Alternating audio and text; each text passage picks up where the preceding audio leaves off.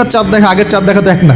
এখন তো আমরা চাঁদের আলোই খুঁজে পাই না, তখনকার চাঁদ তো অন্যরকম, বাজিগন মানে জল জল করছে। তখন তিনি বলেন হাযা রব্বি, এটা আমার রব। তখন ফালাম্মা ফালা, যখন এটাও অস্তমিত হয়ে গেল, তিনি বলছেন লাইল্লাম ইয়াহদিয়ানি রব্বি লাকুনান্না মিনাল কওমিদ দাল্লিন, আল্লাহ যদি আমাকে হেদায়েত না দেন তাহলে আমি এই দল্লিনদের অন্তর্ভুক্ত হয়ে যাব।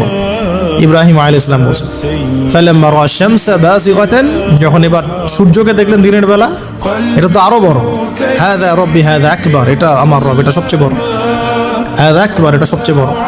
ফালাম্মা আফালাত, এটা যখন অস্তমিত হয়ে গেল, তখন তিনি বলছেন এই কথাটা যে ইয়া কওমি ইন্নী বারিউম মিম্মা তুশরিকুন, হে আমার কওম, তোমরা যেগুলোকে দিয়ে আল্লাহর সাথে শরীক করছো, এখান থেকে আমি আমার চেহারাকে ফিরিয়ে নিলাম। সুবহানাল্লাহ। তখন তিনি এই কথাটা বলেন ইন্নী ওয়াজ্জাহতু ওয়াজহিয়া লিল্লাযী ফাতারাস সামাওয়াতি ওয়াল আরদা হানিফাও ওয়া মা আনা মিনাল মুশরিকিন, আমি আমার চেহারাকে ফিরিয়ে নিচ্ছি এই আসমান সমূহ এবং জমিনের সৃষ্টিকর্তার দিকে, এবং আমি মুশরিকদের অন্তর্ভুক্ত নই।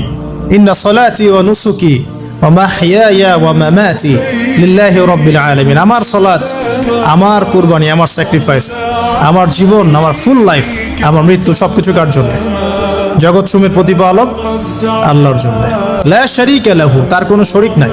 ওয়া বিযালিকা উমিরতু, এই একনিষ্ঠভাবে তার ইবাদত করার জন্যই আমি আদিষ্ট হয়েছি। ওয়া বিযালিকা উমিরতু ওয়া আনা মিনাল মুসলিমিন, এবং আমি মুসলিমদের অন্তর্ভুক্ত। এই শুরু হলো এবার পুরো স্পষ্টভাবে তাওহীদের ঘোষণা দেয়া। তবে ইব্রাহিম আলাইহিস সালামের এক একটা পদক্ষেপ কি যৌক্তিক না, বৈজ্ঞানিক না?